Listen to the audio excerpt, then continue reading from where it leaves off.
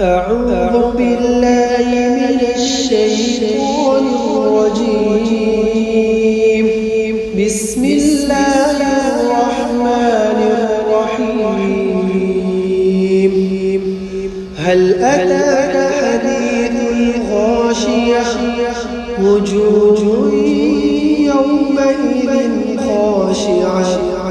عاملة ناصبة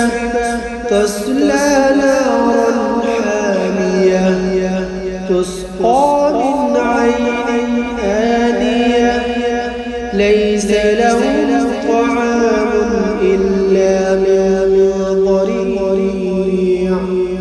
لا يسمن ولا يغني من جوع وجوه يومئذ ناعمة لسعيها راضية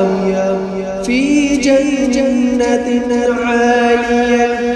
لا تسمع فيها لاغية فيها عين جارية فيها سرر مرفوعة وأكواب موضوعة ونمارق مصفوفة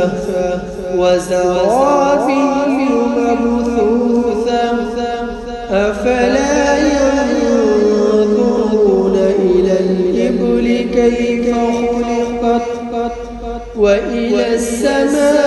السماء كيف رفعت وإلى الجبال كيف